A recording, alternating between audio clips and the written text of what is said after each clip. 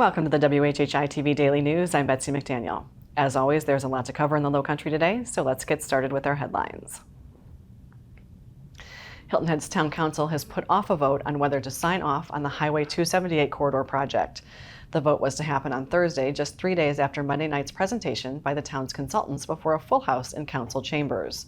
The consultants said at that time they weren't completely finished with their study, and after 5.5 hours of meeting and public comment and a night to cool off, the council decided to postpone any decisions. The currently preferred option from the consultants, town staff, and Beaufort County is to build a single 6-lane bridge that would be built next to the current bridges, but would run over Pinckney Island before rejoining the current William Hilton Parkway, which would also be expanded to 6 lanes up to Spanish Wells Road. The project has been studied since 2017, but is now only getting panic-like attention now. We'll talk more with Town Councilor Tammy Becker in just a few minutes. Hardyville police have arrested New Yorker Charles Saunders for murdering 2 people in broad daylight Tuesday afternoon at the Walsh Drive Apartments in Hardyville.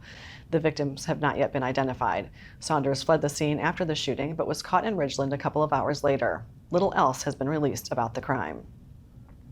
Well, we haven't heard the name Murdaugh in the news lately, but son Buster Murdaugh may be about to make some headlines, as he has now filed a defamation lawsuit against several big media companies, claiming they connected him to the death of Stephen Smith, a one-time classmate found dead on a rural Hampton County road back in 2015. That case was reopened by the state during the murder trial of Buster's father, Alec. Buster has never been publicly named as a suspect in that case, but has been connected to it in documentaries from Netflix, Warner Brothers, Discovery Channel, and the Gannett television chain. Among the companies Buster is suing in Hampton County. The lawsuit is seeking damages for defaming Buster and irreparably damaging his reputation. A year of turmoil at a Jasper County animal shelter has finally cost Executive Director Caitlin Shake the job she'd had for nearly 10 years. The shelter in Ridgeland has been through a lot during her tenure. Among the issues was short staffing, which led to mass resignations. The shelter has been overcrowded and underfunded for years as well. The shelter's board of directors will take over operation of the shelter while it hires a new executive director, a new shelter manager, and a new veterinary technician. Shake is circulating a petition asking the Jasper County Council to reinstate her. That supervisory board has turned over almost completely in the last year. Over 400 cats and dogs are sheltered at the Ridgeland facility. Jasper County has recently done thousands of dollars in repairs to the shelter, and $1.5 million was put in the state budget back in April to help, but that is now no longer in the budget.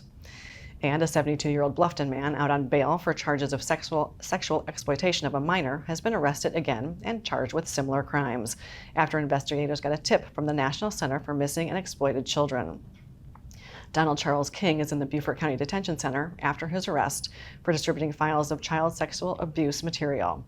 The new charges would land him basically a life sentence with penalties of up to 80 years in prison if convicted on all 8 counts filed. The media sources on your screen will have more on these and other stories, and we would love for you to like us on Facebook and follow us on Instagram at WHHI-TV. And if you have an idea for a news story, we'd love to hear it, so drop us a line at news@WHHITV.com. And now we're going to take a look at our weather, which is sponsored by Lowcountry Crawl Spaces. Here's Maria. Thanks, Betsy. Yep, so taking a look ahead, it does look like we'll see quite a few more scattered showers as we get through this week and going into the weekend, but it does look like the sun will be coming out here and there as well. So taking a look at Thursday, it's be partly cloudy and breezy with scattered showers throughout the day and going into the evening.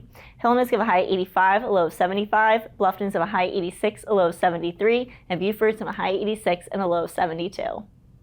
The sunrise for Thursday is going to be at 6:16 and sunset's going to be at 8:32. Taking a look at the tides, high tide's going to be at 8:32 a.m. and low tide's going to be at 3:45 p.m. Taking a look into the rest of the week and into the weekend, Friday it's going to be sunny to partly cloudy with highs in the upper 80s, lows in the 70s.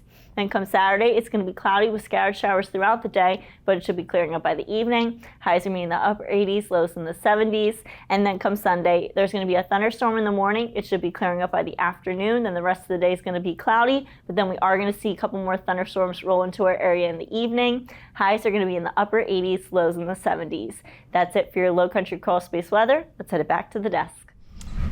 Thanks, Maria. After a quick break, we're going to talk all about the Spartina 449 warehouse sale, and a bit later, the bridge discussion continues. Stay with us.